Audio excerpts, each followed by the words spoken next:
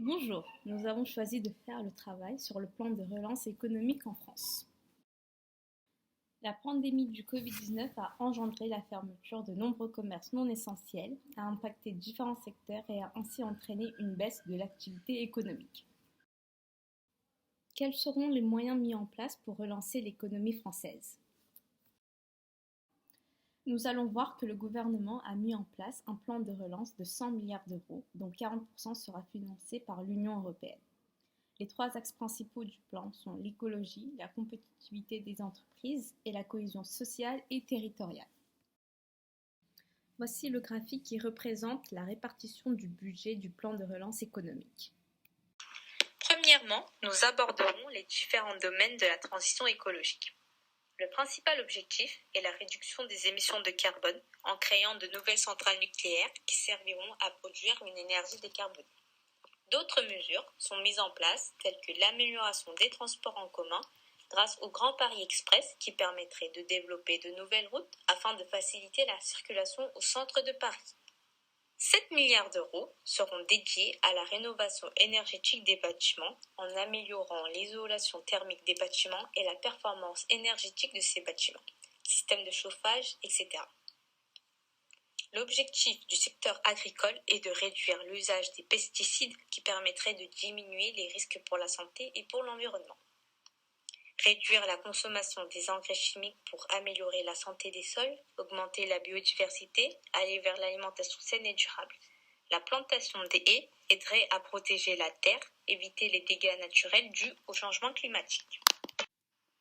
Deuxièmement, nous étudierons la compétitivité des entreprises. Pour soutenir les entreprises qui sont en difficulté, 20 milliards d'euros seront consacrés à la réduction des impôts. Cela permettrait de maximiser les profits des entreprises. À travers le déploiement uniforme de l'activité industrielle sur les territoires français, le gouvernement vise à doter toutes les régions françaises d'une densité équitable de professionnels, ce qui favorisera la création d'emplois et de la richesse et éventuellement augmentera l'offre. D'autre part, dans le cadre du programme d'investissement d'avenir avec un budget de près de 11 milliards, l'objectif principal est d'augmenter la compétitivité par l'innovation.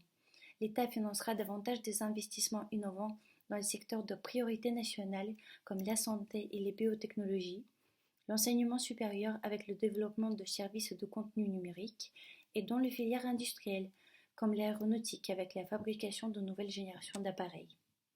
Le gouvernement veut mettre en place des aides financières afin d'accompagner les entreprises fragilisées par la crise sanitaire et d'éviter leur faillite. Ainsi, 3 milliards seront mobilisés sous forme de multiples prêts et de fonds propres. Toutes ces mesures contribueront à un niveau élevé de production, à la valorisation des compétences et du commerce national. Le troisième volet du plan de relance concerne la cohésion sociale et territoriale du pays et compte pour 36 milliards d'euros du budget total et a pour but d'améliorer la vie des collectivités territoriales et des citoyens français. Ici, une part importante du budget sera consacrée au plan Un jeune égale une solution.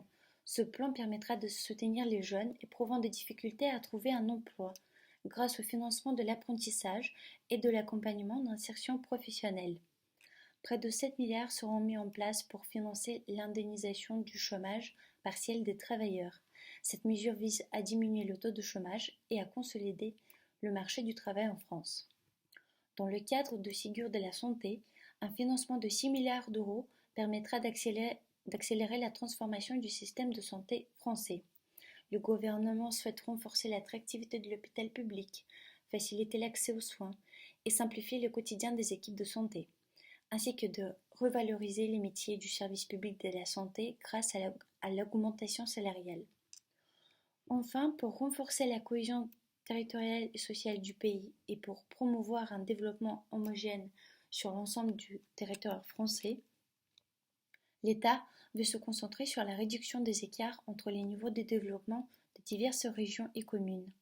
L'ambition consiste à mettre donc tous les moyens en œuvre pour lutter contre le chômage, la pauvreté et les différentes discriminations.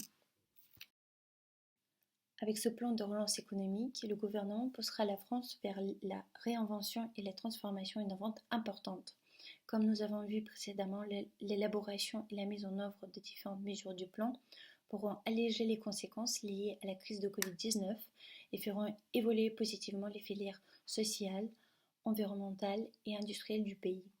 Ces changements rendront ainsi l'économie française plus résiliente aux chocs divers et favoriseront sa croissance durable à long terme.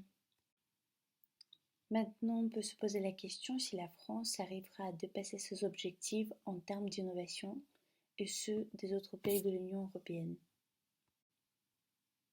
Voici la liste de références bibliographiques que nous avons utilisées pour ce sujet.